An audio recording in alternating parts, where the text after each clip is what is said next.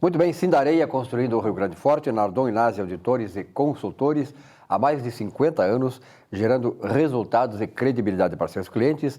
IES Manutenção Predial executa serviços preventivos, corretivos de urgência em prédios residenciais e comerciais, com fornecimento e instalação de equipamentos em geral. Faça contato e contrato. Telefone 3276 3945 e Coperpoa.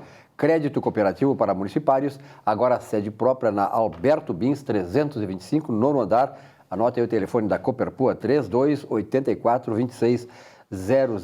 Vilmar Govinati, estamos recebendo aqui o doutor Marcos Ferreira, teu amigo, né? Próximo, né? Um amigo muito querido, né? A gente estava brincando no início, ele é urologista, então fica muito complicado dizer um amigo íntimo, mas é um amigo muito próximo. Muito próximo, né? Doutor Marcos, é uma satisfação recebê-lo. Satisfação é minha de poder estar aqui com grandes amigos também e prestigiar também esse programa que a gente sabe que tem uma audiência qualificada. E fico à disposição de vocês para a gente... A primeira pergunta aqui no Rio Grande do Sul sempre é esta: vermelho ou azul? Pois é, eu costumo dizer que eu sou um colorado não praticante. Infelizmente, época, né? Por tantas decepções acontece, né? Mas, de fato, eu acompanho muito pouco a questão do futebol hoje em dia, mas eu sei que isso realmente faz parte da nossa cultura, né? Quer dizer, sempre tem essa questão da dicotomia gaúcha. Mas aqui sempre diz assim, eu sou gremista, que ele é colorado também, sempre diz o seguinte: nós, graças a Deus, temos grandes clubes de futebol, né? Que são amados por todos nós gaúchos, né? Tanto o Grêmio quanto o Internacional, tanto o Internacional quanto o Grêmio, já conquistaram o mundo aí, tá? E realmente são clubes que nos orgulham, os dois. É verdade. Hoje a gente está um pouquinho de cabeça inchada, doutor Marcos, mas tudo bem, a vida que segue, o Internacional tem aí grandes batalhas pela frente. Doutor Marcos, o senhor e a sua esposa são proprietários de uma clínica, inclusive fica bem situada, eu já estive lá visitando, muito bem equipada, com ótimos profissionais, um plantel, uma equipe maravilhosa, não é? E essa clínica atende, além da sua especialização em urologia, atende também outras especializações, a Clarté Clínicas, é isso? Clarté Clínica, isso. Nós estamos localizados ali no bairro Assunção, aqui próximo, inclusive, né, do estúdio, e dispomos hoje de uma equipe médica qualificada e uma equipe de fisioterapia também. Então, realmente bem divididas as atividades nesse sentido, com a parte médica, incluindo também o atendimento proctológico, o atendimento de ginecologia, o atendimento de pediatria, e na parte de fisioterapia, além, obviamente, da urologia, né, carro-chefe, vamos dizer assim. E dentro da fisioterapia também uma equipe qualificada de fisioterapeutas treinadas e aperfeiçoadas com nível de mestrado, doutorado, pós-graduadas em fisioterapia pélvica. Então isso nos dá um referencial muito forte dentro da Zona Sul para a reabilitação das incontinências urinárias, das dores pélvicas e de outros distúrbios relacionados ao chamado assoalho pélvico, que muitas vezes é objeto de grande preconceito, né? E os pacientes têm até um certo temor de falar sobre essas questões, até mesmo na família, quando a gente fala junto da questão não só da perda de urina, mas eventualmente até da perda de fezes, né? Então, isso tem uma frequência elevada, pouca gente sabe que uma boa parte das mulheres acima de 50 anos, quase 50% delas podem apresentar algum grau de incontinência urinária, né? Doutor, nós temos uma população no Brasil, principalmente no Rio Grande do Sul, que está cada vez mais envelhecendo. Exato. Né? E isso traz, por exemplo, a questão do homem. Nós temos ainda, digamos assim, a geração dos meus pais, meus avós, eu tinha vários tios que diziam assim, eu jamais irei a médico. E nunca iam a médico, acabaram morrendo de câncer de próstata, enfim, todas essas doenças que normalmente são mais associadas à velhice, à idade mais avançada. Com relação ao homem, praticamente, a questão central é a câncer de próstata. Há um certo preconceito, que eu acho que já está mais ou menos sendo ultrapassado, né? Da questão das verificações, da forma como você pode detectar a presença ou não do câncer e a tempo de curá-lo. E um dos aspectos é o toque, né? Existe ainda esse preconceito? Infelizmente, Silvio, ainda um preconceito muito grande sobre as questões relacionadas à detecção precoce do câncer de próstata. Esse preconceito é disseminado na sociedade ainda, é realmente forte. Nós temos desenvolvido um trabalho realmente grande desde o ano de 2004 aproximadamente, com as questões de informação sobre o câncer de próstata. Inclusive criamos o Instituto Nacional da Próstata aqui no Rio Grande do Sul, foi a primeira entidade pioneira no Brasil em advocacy, né, que seria a defesa das questões relacionadas à saúde do homem. e, obviamente, direcionadas também à informação sobre câncer de próstata e os métodos de detecção e tratamento da doença. E o que a gente, de fato, observa é que também existe um próprio preconceito também junto às autoridades de saúde, né? E, infelizmente, muitas vezes a gente vê a questão do câncer de próstata sendo atacada, no sentido de que, alguns anos atrás, um secretário estadual de saúde, inclusive, chegou e colocou que não havia mais razão para se fazer o exame de PSA, por exemplo, que é um dos principais exames que a gente usa para detecção precoce, não que ele seja específico de câncer, né? Isso é muito importante deixar a audiência ciente de que o exame de PSA, o antígeno prostático específico, ele vai nos indicar doenças prostáticas, né? De vários tipos. A gente pode ter inflamação na próstata, a gente pode ter uma hiperplasia prostática benigna, que é um crescimento benigno, um tumor benigno da próstata, e pode ter, obviamente, o câncer de próstata. Então, o PSA serve como um alerta inicial dessas questões. O exame de toque, ele é um armamentário básico dentro da saúde pública, por quê? Porque em torno de 1/5 dessa população que vai desenvolver câncer de próstata, e para vocês terem uma ideia, 1 em cada 6 homens vai desenvolver o câncer de próstata clinicamente significante, aquele câncer de próstata que precisa ser, sim, tratado, né, para que não mate esse homem, 1 em cada 6. Para que eu consiga chegar nesse total de homens que desenvolvem câncer de próstata, dentro, por exemplo, da nossa cidade ou do nosso estado, nós temos como principal ferramenta, de fato, o PSA. 80% dos casos de câncer detectados no início, a gente detecta por alteração no PSA. Mas 20%, 1 em cada 5, a gente não vai ter alteração no PSA. O exame vai ser absolutamente normal. Puxa, doutor, então como é que eu vou saber se eu tenho um risco de câncer? O exame de toque é uma das ferramentas. Não complementa, né? Exatamente. Ele vai ver o que é a presença de um caroço na próstata, né? Uma induração que possa indicar justamente o crescimento de uma malignidade nesse tecido.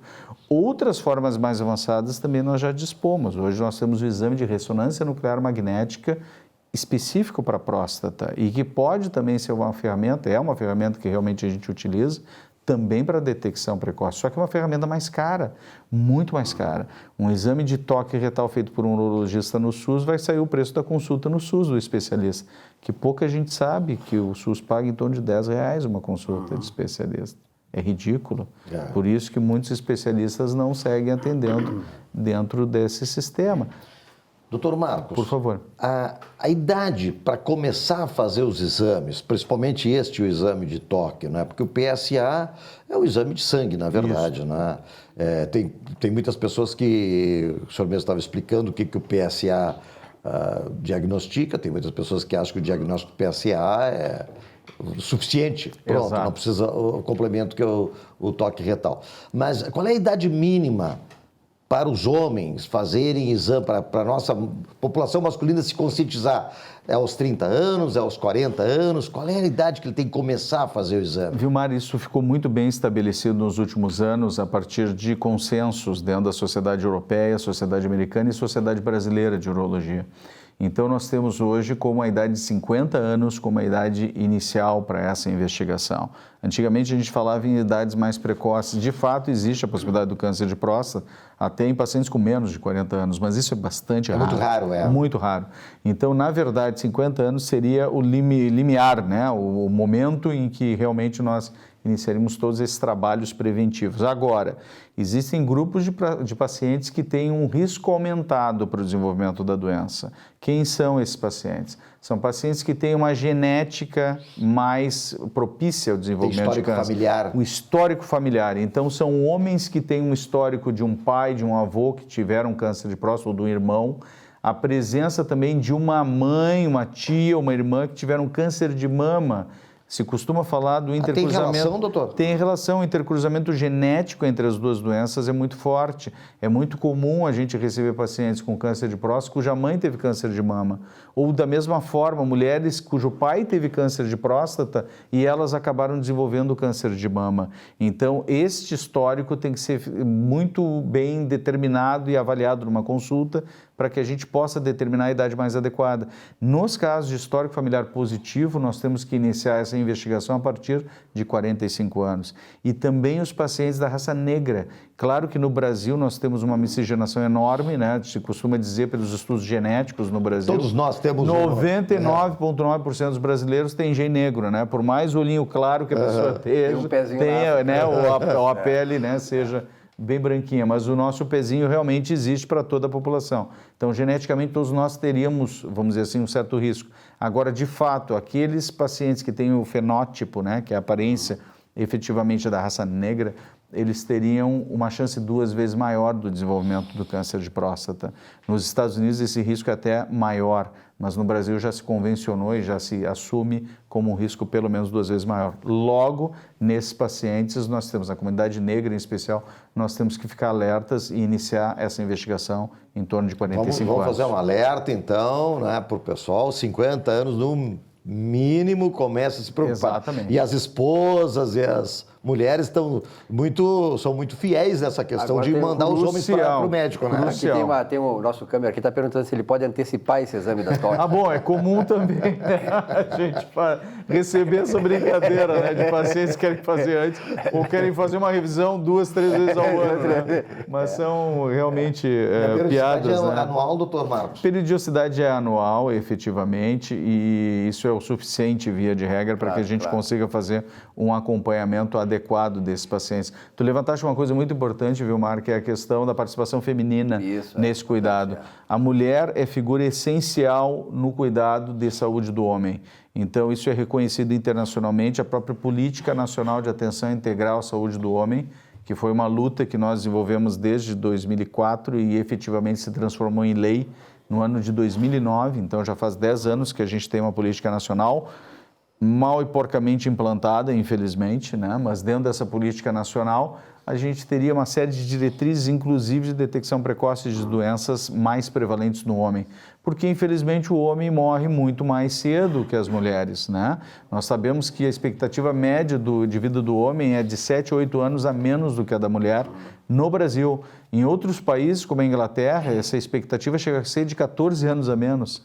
Isso é um absurdo. Quando a gente fala em questões agora, como a reforma da Previdência, né, em que o homem vai ter que trabalhar 5 anos a mais que a mulher, isso é uma situação que aumenta mais ainda a desigualdade entre os gêneros, né, se nós formos pensar. Porque o homem acaba se aposentando mais tarde, mas morre mais cedo. Quanto é que a gente aproveita da nossa aposentadoria, né? Quer dizer, é dramático isso, né, Silvio? Nós temos que pensar também nessas questões e mais uma razão, inclusive, para que a gente aumente o cuidado, o nosso autocuidado, em relação à nossa saúde. E entrevistas como esta, e posições como o Dr. Marcos está tomando aqui, é importante porque ela desperta em você, né, essa atenção com a saúde, né, doutor? Crucial. É melhor cuidar da saúde agora do que da doença depois. Exatamente. Como eu sempre digo, muitos pacientes ainda, né, repercutem aquele ditado antigo, né, quem procura acha. Eu digo não é que quem procure acha, ele tem que pensar no achar precocemente a doença e tratá-la no início, que as sequelas, os danos, os riscos são muito menores quando a gente consegue pegar no início. Então eu mudei o ditado para quem procura, cura. Quem procura, cura. Esse é o ditado correto. Para concluir, qual é a incidência de câncer de próstata no Rio Grande do Sul em relação aos demais estados no Brasil? Pois bem, o estado do Rio Grande do Sul tem o índice mais alto entre todos os estados, isso é algo que vem se repetindo ano a ano. Nós desenvolvemos um estudo junto ao Hospital de Clínicas, no período que eu estava no meu mestrado e doutorado lá, onde nós tínhamos, sob coordenação do professor Walter Koff, que era o chefe do serviço, a chamada quinzena da próstata. E durante 10 anos nós avaliamos isso, e tivemos um índice básico de 2,5% a 3% de cada 100 homens que nos procuravam, então, 2 a 3 entre 100, e que nós fazíamos o diagnóstico da doença. Claro que esse índice, quando a gente fala em termos de estatística nacional, nos daria mais ou menos, eles colocam em torno de 116, 120 casos por 100 mil habitantes, que é um índice alto, pensando a nossa população masculina. E se associa muito à questão do câncer, não só de próstata, mas o de mama, onde o estado do Rio Grande do Sul também é líder, e a cidade de Porto Alegre, líder entre as capitais de incidência, muito com a questão da dieta, né? Existe uma associação muito forte com a dieta de gordura saturada. Então, efetivamente, o nosso churrasquinho velho de cada final de semana, né, tem que ficar sub júdice nesse sentido, para que a gente mantenha um certo alerta em relação ao nosso elevado consumo de gordura saturada e o seu risco associado. Bom, qual é a clínica? Vamos dar o É a endereço, Clarté né? Clínica, chama atenção porque é uma clínica que associa fisioterapia à saúde, a questões patológicas. Geralmente a gente pensa que fisioterapia é só questões ósseas, posturas, exatamente. não, nada, né, que a gente não possa aprender mais. E muito interessante que a doutora Denise, esposa do Dr. Marcos, então, é a que chefia essa parte, Exatamente, né? Temos que trazer ela aqui, né, Silvio, para conversar sobre a fisioterapia. Ela chefia toda a clínica. Toda a Não, clínica. ela manda em todo. É quem manda, né? É verdadeiramente quem manda. Nós sabemos, né? Que tem que ser, é assim mesmo, né, doutor? É assim que funciona, Doutor, né, Silvio? muito obrigado, muito prazer em conhecê-lo pessoalmente, né? O Parabéns prazer pelo é trabalho nosso. que vocês executam, porque realmente é um trabalho assim, de prevenção, né? De alerta, porque isso vem em favor da vida das pessoas, né? Isso é importante num estado como o nosso, como o senhor disse, né? Que tem essa incidência muito grande, né? Por questões de cultura, etnia, raça, alimentação, dieta, enfim, essas coisas. Perfeito. Obrigado, um grande abraço e até a próxima. Silvio, muito obrigado mais uma vez pelo convite. Obrigado, viu, Marco, também pela oportunidade. Obrigado a toda a audiência por estar nos assistindo também. Um rápido intervalo, já voltamos com o nosso Economia e Desenvolvimento. Até já.